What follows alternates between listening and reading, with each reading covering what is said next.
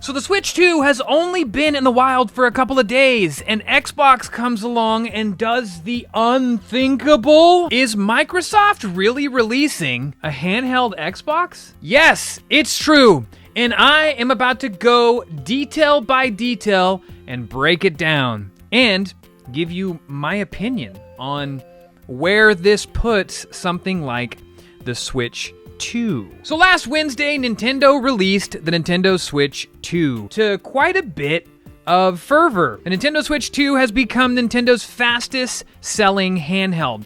Let's just, for fun, let's do a little experiment here, okay? The Steam Deck in 4 years has sold about 4.5 million units. It's pretty good for a handheld, right? 4.5 million units in the little over 4 years that it's been around. The Switch 2 in 4 days has sold 4.4 million units.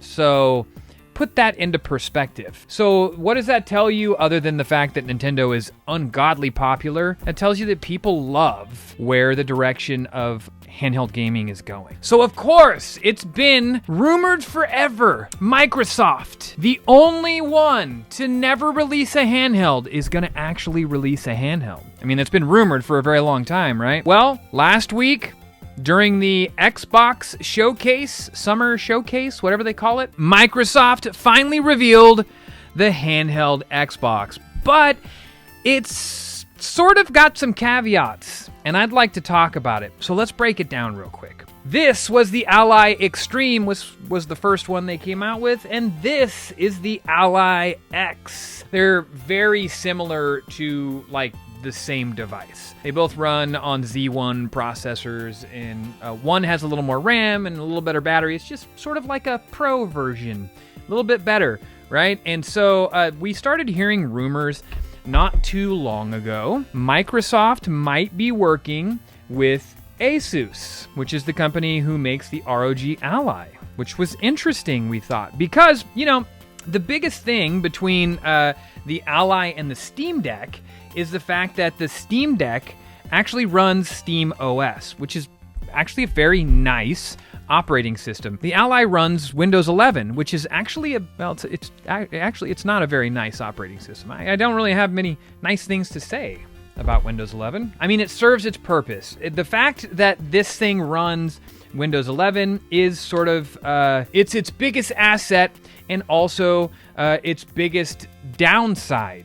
And the thing that makes the Steam Deck awesome is that the Steam OS is fantastic, but it only, you know, you're in the Steam ecosystem. I know what you guys are gonna say. You're gonna say, oh well, you know, you can dual boot Windows on this thing, and you can run. I don't want to do any of that. I don't have time to do any of that. I just want to boot the thing up and I want to play, which is sort of a problem with the Ally as well, and we'll get to that. So I digress. Xbox has finally come out and said it. They're partnering with ASUS for the ROG Xbox Ally. So the interesting thing here about this collaboration, this technically is not an Xbox device. This isn't a Microsoft-made device. This is a ASUS device. It's an Ally. It's sort of like the next generation of Ally, because even though the Ally X just came out like within the last, I don't know, what has it been, 6 months, 8 months? This thing uses a Z2 processor, which is great. Plenty of power. You can actually play all of your Xbox games on a regular Ally right now. If you have Game Pass Ultimate, you know, you can play them on a PC, which means you can play them here. What's going to be the difference between just buying your regular old ROG Ally or Ally X or the Xbox Ally or Ally X? The biggest difference is obviously when you first look at it, you go, oh, this thing is clearly designed to look like an Xbox controller. So why would you want to buy this instead of just buying a regular Ally? Let's start with the specs on this. Well, let's start with what they said during the announcement. So here we go. It just says Holiday 2025. ROG Xbox Ally X. Next gen power in your hands. Game your way. Game Pass. Get an instant library. Stream hundreds of high-quality games from Game Pass library, plus games you own. Now, here's something that is really going to fire a lot of people up. It says cloud gaming, but let's clarify this real quick. This is an actual device. We're not talking about the PlayStation Portal, where it's just streaming. You can actually natively play your games on this device. Okay, so you can install your games. They're just trying to tout their cloud gaming. So don't be confused. This device does have quite a bit of power, which we're going to talk about here. This is where it starts to get interesting. Buy once, play anywhere. Download select PC games and play on the go. When you own a game that is Xbox Play Anywhere, it's yours across PC, Xbox consoles, and supported gaming handhelds at no additional cost. Of course it is, right? This is how games have always been. You buy one copy and you can play it on any of your devices. It does say that it has Xbox Remote Play. So if you have an Xbox in your house and you just want to play, I don't know why you would do that. This thing has plenty of power. But let's get down to the nitty gritty. It has a 7-inch display, pixel perfect, 120 hertz, FHD display at 1080p with Gorilla Glass. It's a touchscreen. It is inspired by Xbox controls. Enjoy Xbox features like iconic A, B, X, Y buttons and the familiar contoured grips. It has an Xbox button. Oh, that's, I don't know. It reminds me of when what's that controller called that you slap on your phone?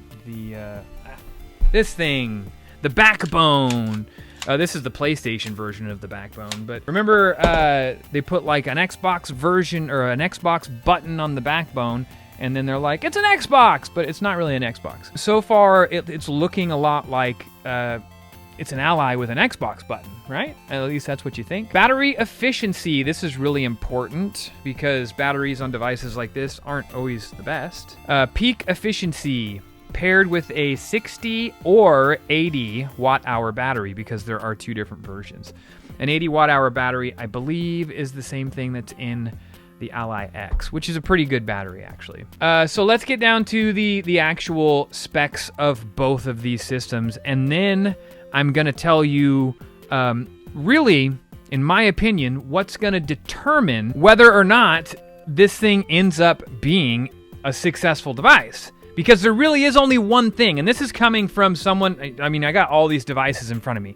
I have the Switch 2, I have the original Ally, I have the Ally X, I got my Steam Deck, I don't have a Legion Go, but I have all of these, so I'm very familiar with them, and I know what makes them tick, and I have a pretty good understanding, at least from my perspective, of what needs to happen in one of these devices in order for it to really take off, and why it hasn't really taken off, and it's not price. So let's get to the specs real quick. This is comparing the Xbox Ally X with the Xbox Ally. First off, I'd like to say, I think it's silly that they've released two different versions of this.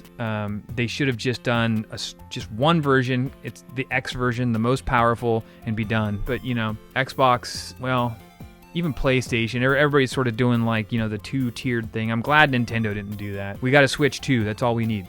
I don't need the Series X and the Series S or whatever, or the Pro, or just give me the one device. But I digress. So both of them run Windows 11 Home, which, okay, I guess. That's going to give you, that will allow you to install anything. Any of the platforms you want, whether it be Epic Games, whether it be Steam, you can run Steam on this thing.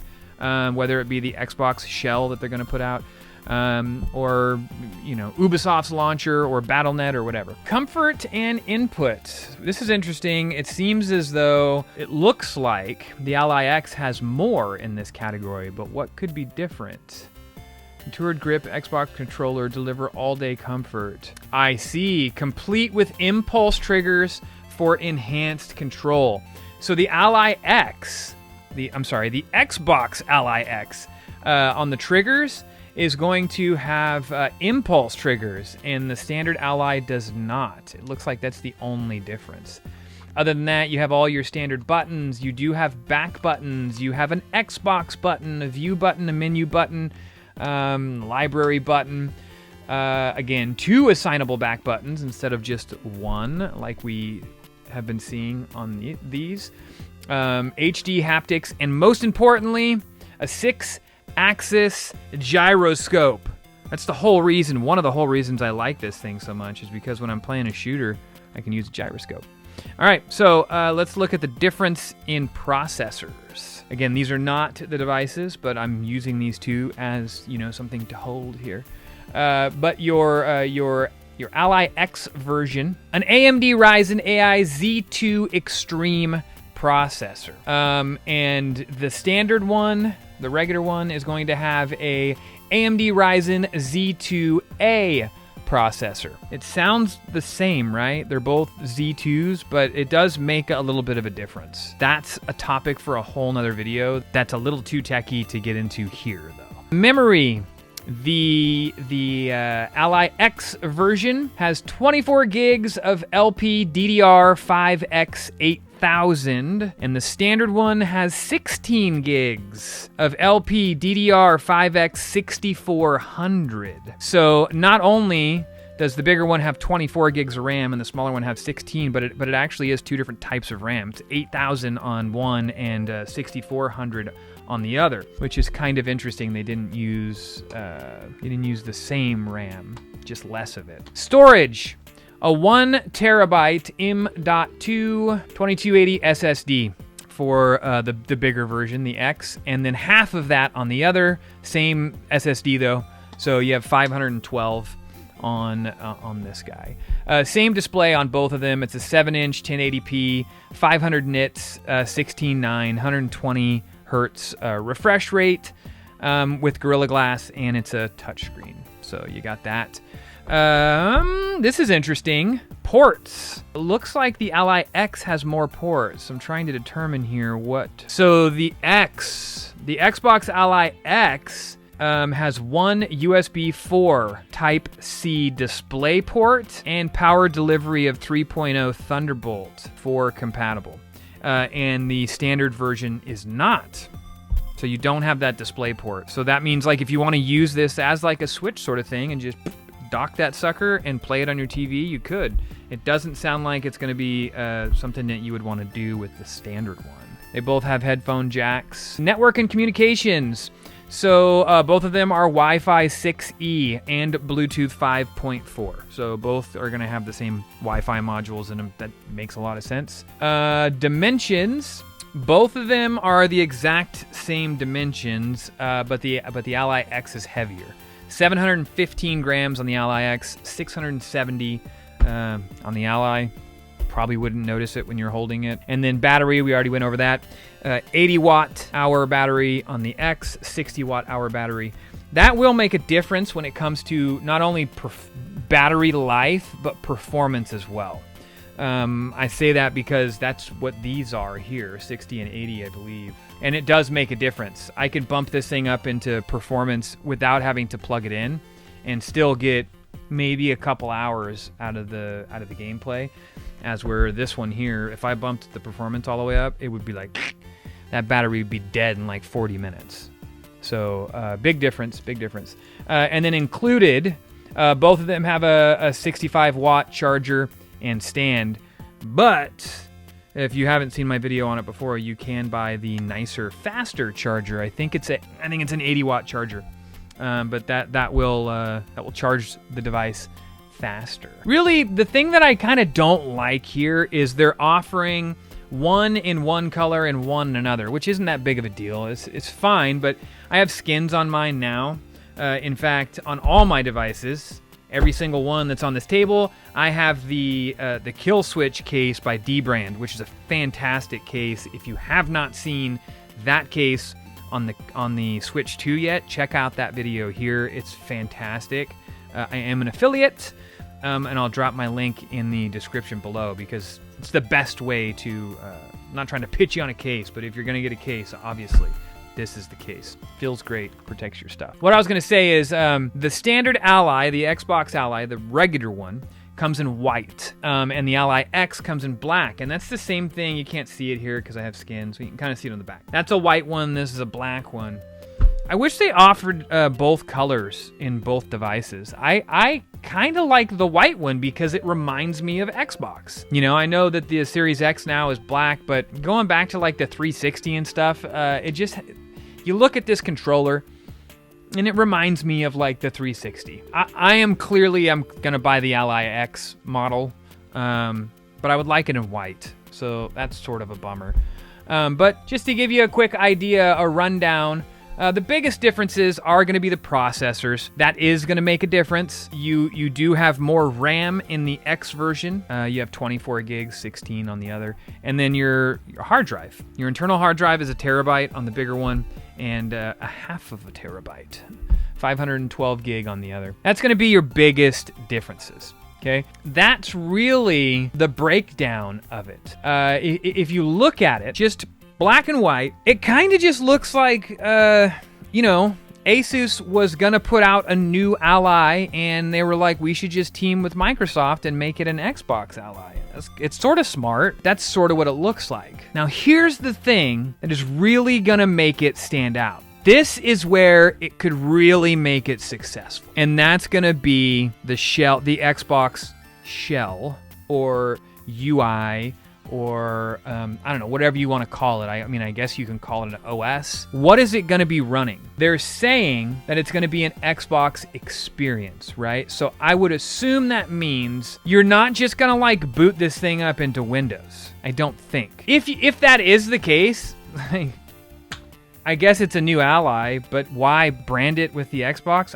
There better be something more than that, because the Ally already has what they call Armory Crate, which you can hit a button and it's like their little shell. It's like their game section, so it's not as confusing for people. But when you boot these devices up, it just boots into a desktop like Windows 11. Which is incredibly confusing because the inputs don't always work right off the bat. So if you have it in like gamepad mode, you can't use your controller to navigate to the game you want to play and just hit the A button. You have to use the touchscreen, or you got to plug a keyboard into it to get to where you want to go, which is sort of frustrating, if I'm being honest. The other thing is, these devices, as much as I love them, there's a lot of maintenance involved with this. So when it comes to an update, it's not just like your console, like your Nintendo Switch or your Xbox, where it's just like you have a system update, you do the system update, you get back to playing. When you have an update on one of these things, it depends on what kind of update you have, right? Is it a Windows like operating system update? That's in a different spot on this device. Is it a GPU update? That's in a different spot on this device. Is it an Armory Crate update? That is also in a different spot. And it could be a game update, which is going to be totally different depending on, you know, where you're playing the game. If you're playing the game on Steam, your updates are going to be in Steam. If you're playing it on Epic, it's going to be in Epic, you know. There's like 5 different types of updates that you sort of have to maintain on an Ally, and you don't have to do that on these other devices, even with the Steam Deck. That's one of the things I love so much about the Steam Deck. Unfortunately, you're stuck in Steam and you can't play everything. I want to have access to my Xbox Game Pass Ultimate library. I can't do that on a Steam Deck. Okay, I can do that on a Steam Deck, but it doesn't run very well. And you got to do all sorts of modifications, and I just don't want to do that. So, if Microsoft can develop something, some kind of shell that when you boot this thing up, it boots into that OS, that side of things, which is sort of what they're saying. They're saying, you know, it's a power of Xbox, freedom of Windows, craftsmanship of ROG. I do and I don't like the whole freedom of Windows thing, because, like, yes, Windows does give you freedom, but man, there's so many caveats that come along with that. And that's sort of what makes the downside to Windows. If Microsoft can come up with some sort of really nice, like, overlay OS or something, like an Xbox OS, give us blades. That'd be badass, you know, like if I boot this thing up and it had like those old 360 blades, you know, let us get into our games easy. I'll tell you a quick little story, and this is why this bothers me so much. I am on Team ROG. ASUS did send me the Ally X, just complete transparency, but I did buy the first one. When I got the Ally X, I was like, great, I upgraded, and then And then I was like, my Leland, my 11-year-old, I think it's time, you know? We can do this. All he wants to do is play like Minecraft and you know, some Fortnite and some other things. That's great, right? What could he play that on? I guess he could play it on Game Pass Ultimate. So I had to start him a Game Pass Ultimate, you know, profile and all this other stuff. And then I had to then explain to him when he booted this thing up, like how to go about getting to where he needs to go. And it's not like you can navigate there with the controls. You can't, even in control pad mode. You kind of have to navigate there. You have to know to swipe up to get to the toolbar for Windows, to then search for what you need. Like, when you power this thing off, it's not easy. It's not like just press the power button like a Switch. It's like swipe up, you know, it's shutting down a computer without a keyboard and mouse, though. You're doing it here. Even closing a game, it's the PC experience, and unfortunately it's missing key parts of that experience, like a keyboard and mouse. That's been the biggest downside to these devices. Now, obviously I've been around this stuff my whole life, and so it's not that big of a deal to me, but when I'm introducing my 11-year-old son, then it becomes a big deal. He doesn't understand why all of this stuff can't open, not to mention, like, you have to have 50 gazillion accounts. So you have to have you've got to have your Windows account, right? Your Microsoft account, but then you also have to have an ROG account in order to use Armory Crate, which is going to make it easier. But then you have to sign into your Mojang account through Minecraft, and it's just like all this other crap that you don't have to deal with if you just boot up Minecraft on your Switch 2. And I understand, like, for a lot of people that's sort of the fun of it, but that's not fun for me, because if my son's asking me every single time how to do it, you know, he will learn eventually. But at 11 years old, you know. That was a real wake-up call for me. I don't think he would have had this as much of a problem with the Steam Deck, but now that the Switch 2 is out, I mean, this is definitely the way that we're going. We were able to get enough of these for the household because there's 4 of us in the house, and we're all 4 like hardcore gamers. So for the time being, you know, the kids are gonna stay on the Switch 2. I'm not gonna jump into something like this, but we could be getting there with something like this handheld Xbox, this ROG Xbox Ally. Where do you think it's gonna go? I'm very curious. Again, I think really what it comes down to is it's gonna come down to the user experience, the UI, the OS, the shell, whatever you want to call it, because as far as tech specs go, it's there. We're already there. Even my Ally X now, there's really not much that I haven't thrown at it that it cannot play. It plays just about everything, and it plays it pretty good. So I have no doubt that this device will play all of these Xbox games, probably play them pretty well. But, you know, it's going to be playing the PC version of these games. It's not going to be playing the Xbox version that is, you know, kind of honed for the Xbox.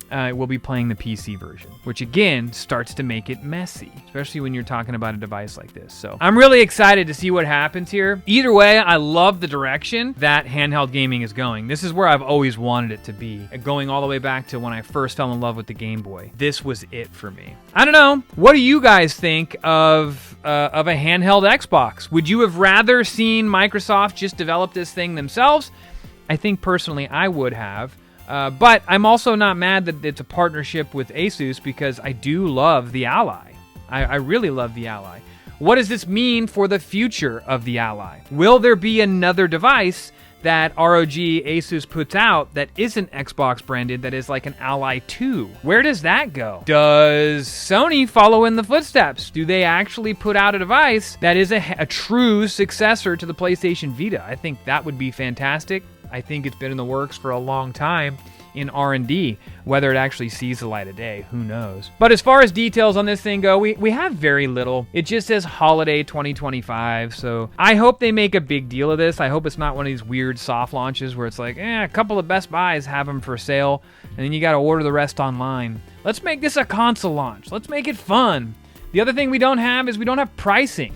And I'm very curious to see where it lands, because I know what an Ally X costs. I mean, you're at full price, at full MSRP, depending on which one you get, you're paying between $600 and $800 for an Ally X. Does that mean that the Xbox Ally X will be priced comparatively? My guess is it's probably going to be priced somewhere around $700, and I know that's like jaw-dropping for some people, but if you're into this part of handheld PC gaming, it's really not that crazy. Which is why when the Switch 2 was announced at $450, I was like, it seems like a pretty fair price to me. And then everybody like lost their minds. But that's my opinion. That is the ROG Xbox Ally and Ally X. I hope we get more news soon. And as we do, I will continue to make videos like this. And for the time being, if you want to know more about the original ROG Ally X, I did a full unboxing. You can check out that video here. And if you don't want to miss videos like this in the future, subscribe to the channel right here. Click that little bell icon to be notified when new videos like this come up. Don't forget to follow on Facebook, Instagram, TikTok, wherever it is that you like to watch for all the short form content, because I post that like 4 times a day. And until next time, enjoy the journey.